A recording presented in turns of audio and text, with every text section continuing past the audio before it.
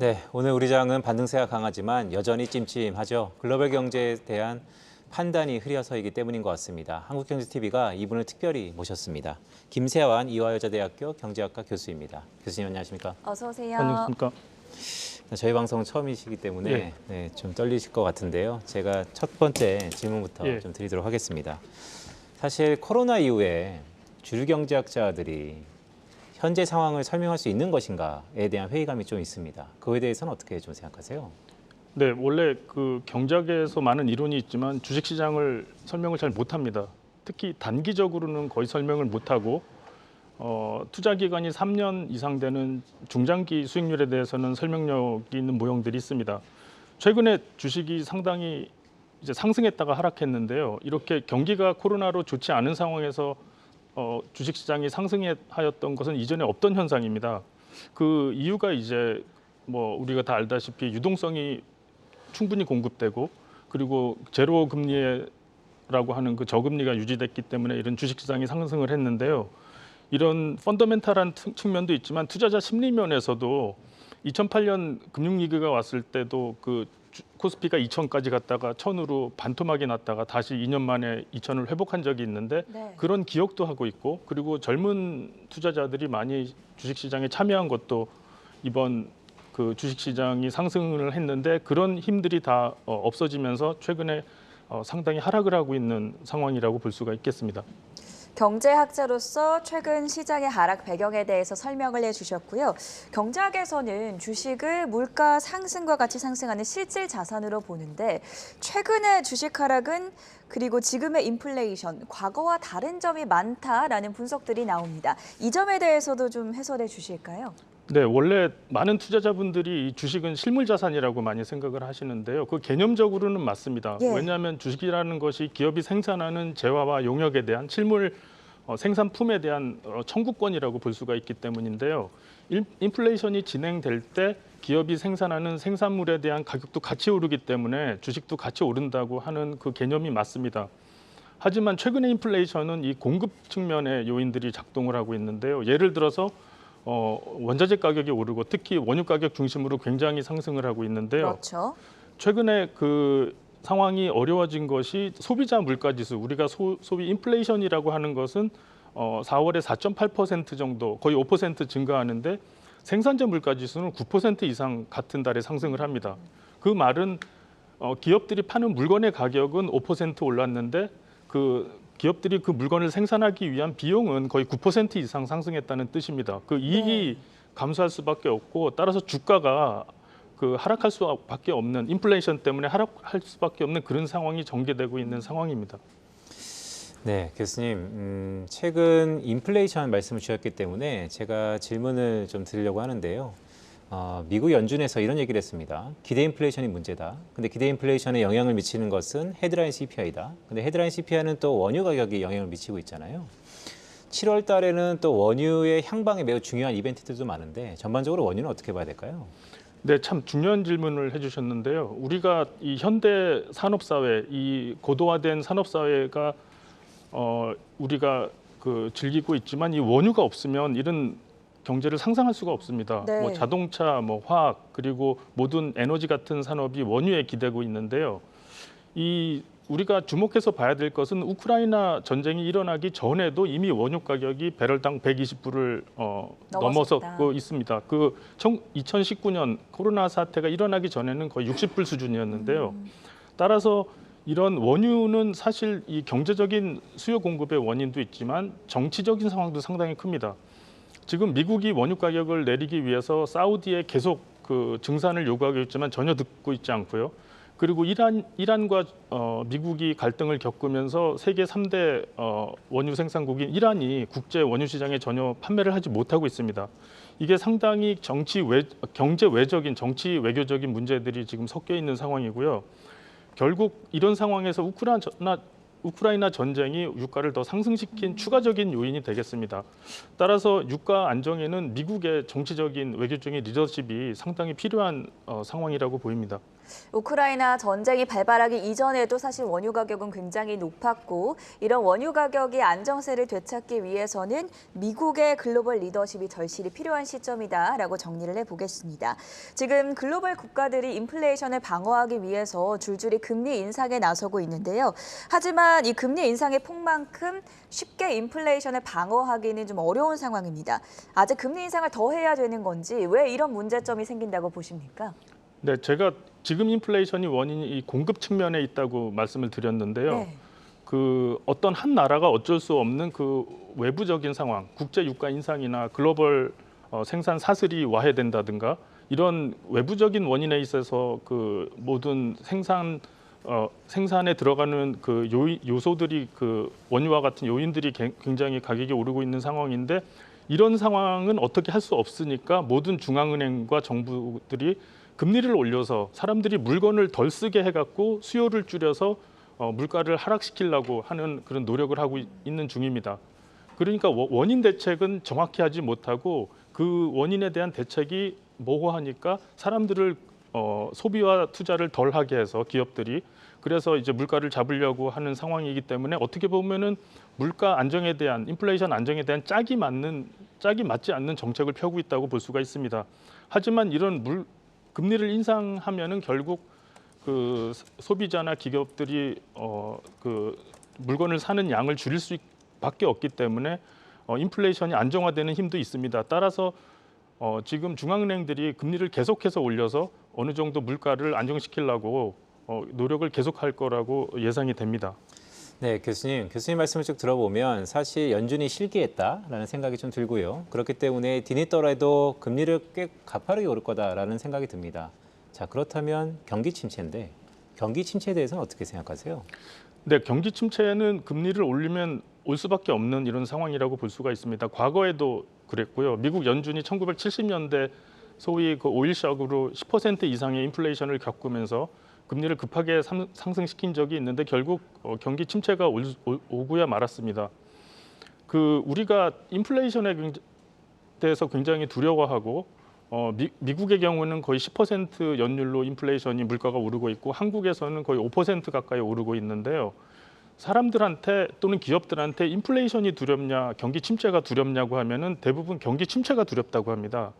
지금 인플레이션이 너무 높아지니까 이거에 대해서 대응을 하고 있지만 인플레이션이라는 그것 현상 자체는 물건의 가격이 오르니까 내가 받는 임금으로 살 수 있는 물건의 개수가 줄어드는 실질 임금이 줄어드는 이런 상황이고요. 경기 침체라는 것은 내가 직업을 잃어버린다는 뜻입니다. 이 더 무서운 게 내 임금이 거의 없어져 버리는 게 더 무섭기 때문에 사람들이 사실은 경기 침체를 장기적으로는 더 두려워할 수밖에 없는데요. 지금 금리를 올려서 인플레이션을 잡으려고 하는 각국 중앙은행들의 노력들이 그 한계선은 경기 침체를 불러오느냐 마느냐 그 선입니다. 이 몇 퍼센트까지 올려야 금리를 몇 퍼센트까지 올려야 경기 침체가 오느냐 마느냐는 나라마다 다르고 그 한계선을 알기가 힘듭니다. 하지만 모든 국가의 중앙은행과 정부들이 굉장히 조심스럽게 금리를 올릴 수밖에 없는 상황이 전개된다고 말씀드릴 수가 있습니다. 네, 모든 국가들이 사실 경기 침체의 그 임계치를 알 수는 없지만 그래도 조심스럽게 금리를 올릴 수밖에 없는 상황이다라는 말씀을 주셨었는데요.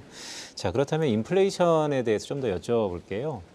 사실 2월 말만 하더라도 푸틴이 우크라이나에 강하게 진전할 때만 하더라도 길어야 뭐 한 달, 정말 길어야 한 2달에 끝날 거라고 봤는데 너무 많이 길어지고 있습니다. 이러다 보니까 인플레이션의 그 피크아웃 시기도 점점 지연되고 이연되는 것 같은데요. 특히 미국을 비롯해서 가장 우리가 관심이 많으니까요. 미국의 인플레이션 피크아웃 시기는 언제로 좀 보세요? 네, 사실 미국이 인플레이션이 지금 8%를 계속 넘고 있는데요. 지난 4월에 인플레이션이 꼭지를 찍었다고 굉장히 환호하고 좋아했었습니다. 지난 3월에 올해 3월에 인플레이션이 8.5%까지 올라갔다가 그 다음 달인 4월에 8.3%로 내려가면서 지난달, 그러니까 3월이 피크였다고 미국 언론과 학계에서 굉장히 환호를 하고 연준도 그렇게 긍정적인 신호를 보냈습니다. 하지만 5월에 인플레이션이 다시 8.6%로 오르면서 그 3월이 그 인플레이션의 꼭지점이라는 기대가 물거품이 돼서 지금 굉장히 당황한 상황입니다. 그런데 이게 인플레이션이 언제 꼭지점, 즉 피크를 이룰지는 상당히 예측하기가 어려운데 아마도 지금 결국 바이든 대통령이 사우디아라비아를 방문하면은 사우디아라비아도 원유를 증산할 수밖에 없고 이란에 대해서도 우호적인 조치를 취할 게 거의 확실하기 때문에 원유 생산량 증가를 통해서 인플레이션이 올해 말 정도 되면 좀 완화되지 않을까 이런 예측을 조심스럽게 해볼 수가 있겠습니다. 네, 교수님 그런데요. 뭐 이런 게 있습니다. 물론 미국의 의도대로 중동에 가서 이제 새 판을 짜는 것이죠. 사우디의 증산, 이란이 다시 한번 복귀. 근데 이란과 사우디는 또 원수지간인데 그게 맞춰는 쉽게 될까요? 그 참 어려운 질문이신데요. 사우디와 미국의 갈등은 원래 트럼프 대통령 시절에는 미국과 사우디 사이가 더없이 굉장히 좋아서 네. 사우디가 미국의 요구에 항상 응해주는 상황이었는데 지금 외교적인 문제가 끼어 있습니다. 그 사우디의 그 왕세자가 3년 전 언론인 피살에 연관돼 있다는 그 그렇죠. 사실 때문에 예. 지금 바이든 대통령이 분명히 응징하겠다고 선언을 한 상태고요. 이 외교의 도덕성, 미국이 항상 얘기하는 미국 외교의 도덕성 문제와 관련이 있는 문제고 이란과는 그 핵무기 개발에 있어서 미국이 어디까지 양보할 수 있는가에 대한 해결이 이루어지지 않은 상당히 복잡한 상황입니다. 하지만 미국이 그런 양보를 다 하면서 이란과 사우디와의 그 우호적인 관계도 도와주면서 증산을 이루어질 수 있지 않을까 이런 예측을 해볼 수가 있겠습니다. 교수님 그렇게 보시는 거군요. 네, 우선은 좀 기대를 해보자라는 쪽에 무게중심을 싣고 있다라고 정리를 해주셨고요. 다시 주식시장 이야기로 돌아가서 그럼 지금은 주식 투자를 해도 되는 시기인지를 좀 여쭤보고 싶은데 이런 질문에는 또 어떤 답을 주실까요? 네, 아까 그 경작에서 주식 예측을 거의 하지 못한다고 네. 경제 이론과 통계적인 모형으로 하지 못한다고 말씀을 드렸는데 투자 기간이 3년 이상 되면은 상당히 예측을 잘하는 모형들이 있습니다. 근데 제가 이제 계산을 해보니까 우리나라 지난 2000년 이후 주식 시장에 움직이면서 지금 그래프가 화면에 제가 그린 그래프인데요. 네. 아주 높은 맨 오른쪽에 있는 아주 높은 인플레가 연율로 5% 이상인 기간입니다. 그때 보면은 3년 이상 주식을 보유한 투자로 전략을 삼으실 경우에는 수익률이 8%가 높습니다. 저게 인플레이션을 뺀 실질 수익률인데요. 하지만 주식 투자 기간이 1년이 안 되는 단기 투자를 하시는 분들은 거의 0%에 가까운 실질 수익률을 가져옵니다. 저건 과거 일어났던 것을 그냥 말씀드리는 그냥 그래프인데요.